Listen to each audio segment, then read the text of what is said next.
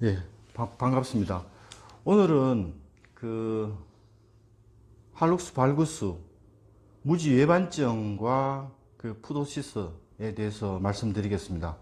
처음에 이제 푸도스틱 치료를 도입하게 되면 많이 질문하는 것 중에 하나가 무지 외반증 환자가 많아서 그런지는 모르겠지만 무지 외반증에도 이런 그 맞춤 발보조기 치료가 도움이 되느냐를 질문을 많이 하십니다.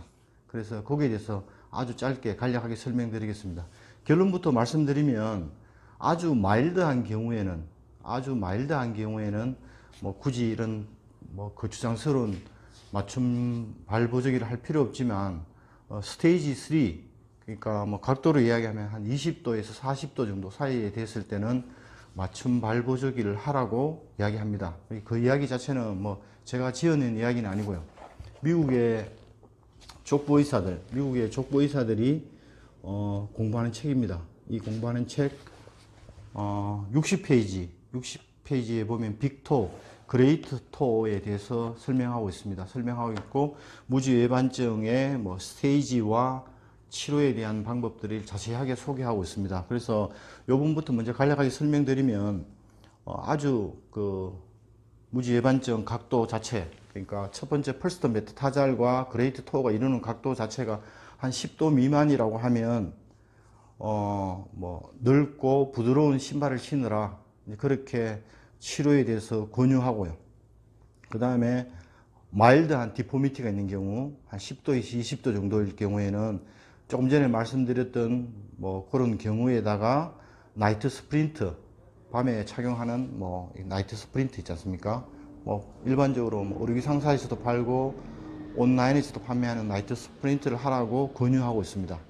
그리고 세 번째 스테이지 3, 모더레이트한 디포미티가 있는 경우, 각도로 이야기하면 한 20도에서 40도 정도 사이가 되면 위의 것, 지금 쭉 이야기했던 나열했던 그런 거에다가 맞춤 발 보조기를 하라고 뭐 미국의 족보 의사들이 보는 교과서에 나와 있습니다.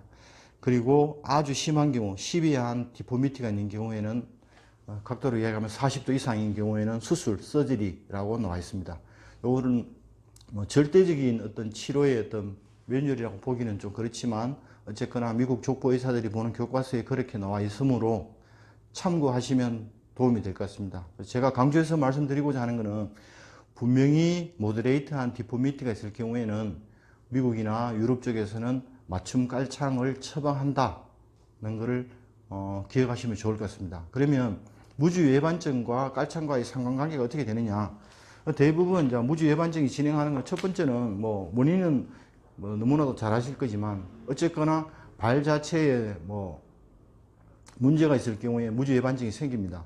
그래서 가만히 서 있을 때 말하자면 엄지발가락 쪽, 뭐 주로 펄스트 메타타잘 쪽에 압력이 많이 가게 되면요. 펄스트 메타타잘 쪽에 압력이 많이 가게 되면 무지 외반증이 진행합니다. 아시겠지만 무지 외반증은 되돌아가는 경우는 없고요. 계속 진행합니다. 빠르게 또는 천천히 아주 느리게 계속 진행하는 원인 자체가 어쨌거나 발 자체의 어떤 그야말로 구조적인 변형이 있기 때문에 그렇습니다. 그래서 대표적으로는 첫 번째 메타타잘 헤드 쪽에 압력이 과도해서 그렇습니다.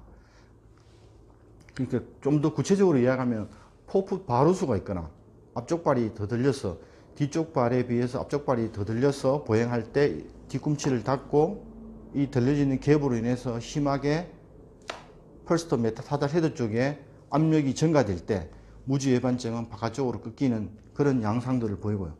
특이하기는 하지만 반대인 경우 포풋 발구스, 오히려 후족부에 비해서 전족부의 엄지발가락 쪽이 더 떨어져 있는 포풋 발구스인 경우에도 무지 외반증이 나타납니다. 그래서 제가 생각할 때는 포풋 발구스에서 나타나는 무지 외반증과 포풋 바루스에서 나타나는 무지 외반증은 약간 진행되는 거에 메커니즘의 차이가 있습니다.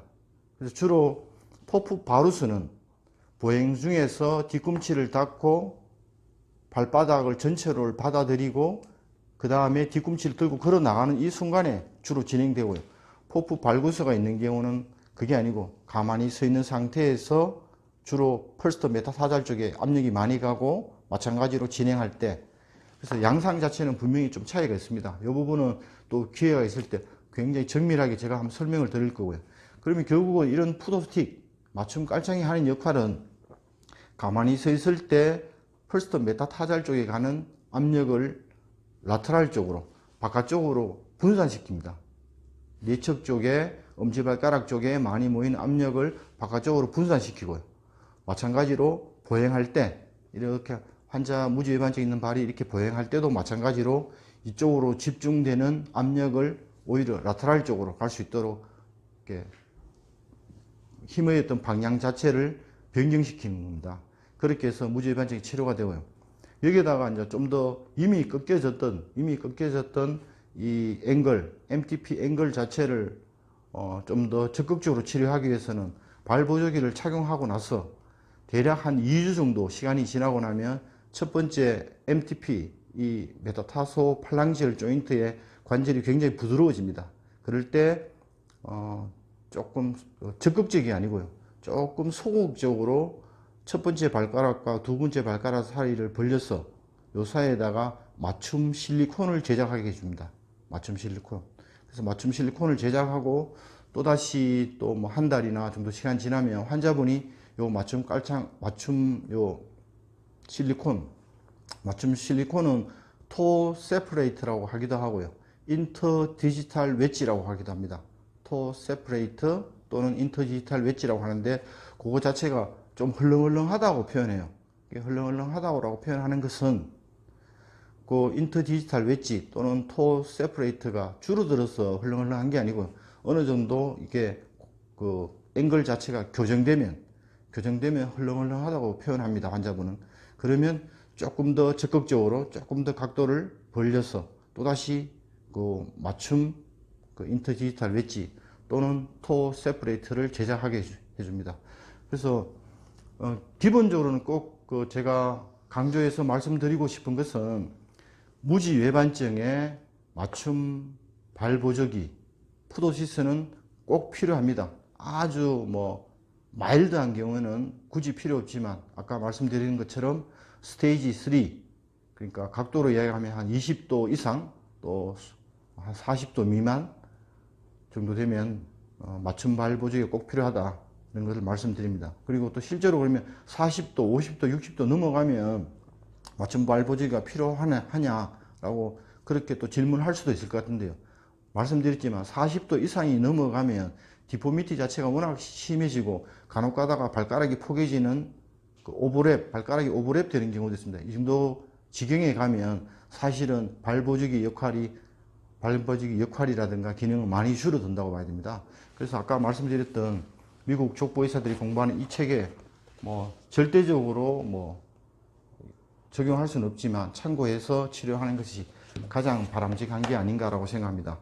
무지외반증과 발보조기 치료에 대해서 좀 더 궁금하거나 아니면 좀 더 자세한 어떤 그런 원리라든가 메커니즘을 알고 싶다라고 하면 지금 자막에 처리되는 제 연락처로 전화를 주시면 제가 여기 뭐 소개했던 자료라든가 이런 것들을 메일 또는 이런 거로 보내드리겠습니다.